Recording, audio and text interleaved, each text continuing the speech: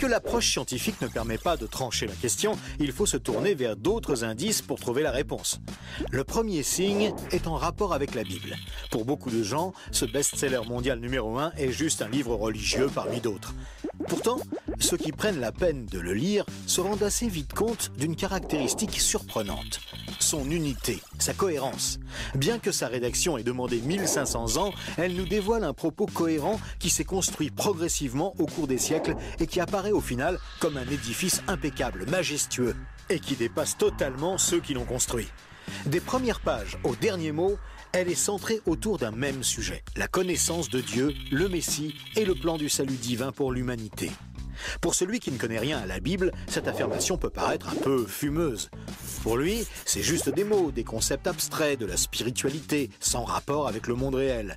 Mais pour celui qui la lit et cherche un peu, l'évidence devient de plus en plus écrasante que quelqu'un, derrière ce livre, au travers de centaines d'épisodes, de miracles, de prophéties et d'événements surnaturels, quelqu'un a construit un message qui nous est adressé.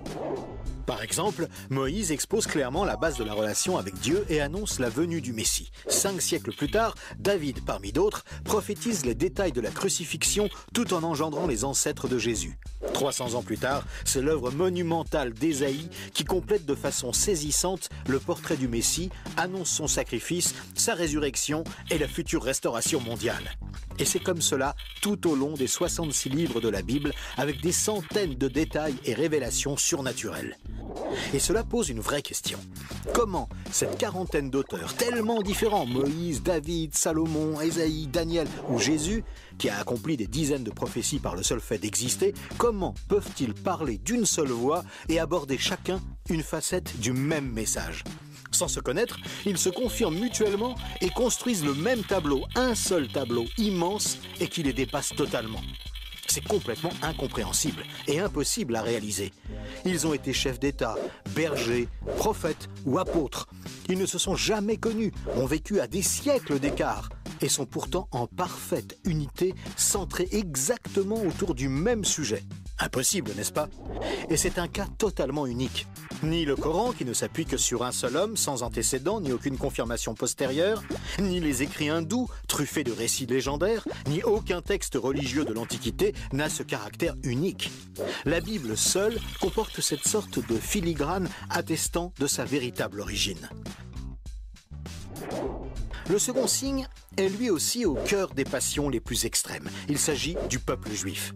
Étrangement, le simple fait de parler d'Israël déchaîne des réactions quasi irrationnelles. Certains veulent son extermination, alors que d'autres le voient comme le paradis sur terre. Mais si on veut bien rester calme et juste considérer les faits, l'histoire, il y a pourtant de quoi s'interroger sérieusement. Comment ce peuple, haï depuis toujours, déporté une première fois, puis revenu sur sa terre il y a 24 siècles, puis déporté à nouveau et dispersé dans le monde entier pendant 17 siècles, comment a-t-il pu survivre? Et comment est-il demeuré un peuple distinct? Aucun autre peuple n'a jamais connu une telle trajectoire, défiant toutes les lois historiques. Comment a-t-il pu reformer un État et même se remettre à parler son ancienne langue? Ça n'est jamais arrivé à aucun autre peuple. Il y a 25 siècles, le prophète Ésaïe posait une question étrange. Un pays peut-il naître en un jour? Ça ne s'est jamais produit, sauf pour la nation d'Israël, qui est née en un seul jour, le 15 mai 1948. Et cela, à peine 3 ans après la fin de la guerre et la solution finale mise sur pied par Hitler pour les exterminer. Et ce n'est pas tout.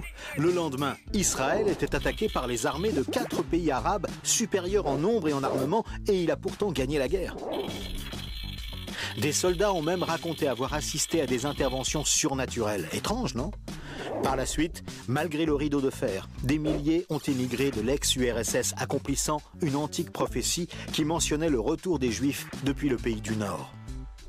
Si on considère sa contribution à la science, les Juifs ont remporté 20% des prix Nobel, alors qu'ils ne sont que 0,2% de la population mondiale. Comment est-ce possible ? 150 ans avant, ce n'était qu'un pays désolé, entièrement livré à la mauvaise herbe. Et aujourd'hui, on en parle comme d'un miracle d'agriculture. Ésaïe avait prédit que même le désert refleurirait. Et on trouve aujourd'hui des cultures jusque dans le Negev. Interrogé par le roi de Prusse, Frédéric II, qui lui demandait une preuve de l'existence de Dieu, son chapelain lui avait répondu « Les Juifs, sire, les Juifs ». Et d'où vient la première religion mondiale ? De Jésus, un juif, dont l'enseignement, la mort et la résurrection continuent à impacter en profondeur la société humaine. Évidemment, ce peuple est loin d'être un modèle, et il a souvent sombré dans la corruption. Mais la Bible déclare que Dieu en a fait un signe parmi les nations. Qui pourrait dire le contraire ? Pour terminer ce bref survol, une considération d'ordre moral. Encore un sujet tabou et pourtant... La Bible présente le bien et le mal comme des valeurs absolues, des valeurs extérieures à l'homme, qui les perçoit cependant par le moyen de sa conscience. Au contraire, la vision matérialiste de l'homme affirme que le bien et le mal sont des notions culturelles, relatives, résultant d'un long processus évolutif de l'être humain. Pourtant, tout le monde considère certaines valeurs morales comme supérieures à tout le reste. Par exemple, violer une petite fille, massacrer des bébés, commettre un génocide ou laisser quelqu'un mourir de faim sont considérés comme cruels et inacceptables. Même si certains tortionnaires ont affirmé qu'ils n'y voyaient rien d'immoral, nous pensons qu'ils n'avaient pas le droit de faire ça. Mais pourquoi le pensons-nous ? Pourquoi pensons-nous que certains préceptes moraux sont supérieurs ? D'où vient ce sentiment qu'il existe, en dehors de nous, des normes morales supérieures, des normes indépendantes de nous, puisque nous nous sentons nous-mêmes jugés par ces exigences morales ? Étrange, non ? Nous avons parfaitement conscience d'être imparfaits. Nous pensons que l'humanité est détraquée, mais par rapport à quoi ? Ce sentiment de culpabilité contredit d'ailleurs la théorie de l'évolution et son hypothétique lutte pour la survie. Et pourquoi l'homme aspire-t-il au merveilleux, au paradis, quelle que soit sa culture ? D'où vient ce sentiment intérieur qui fait exactement écho au récit biblique ? Cette conscience, issue de nulle part et en parfait accord avec la Bible, constitue encore un autre signe tangible, bien difficile à nier.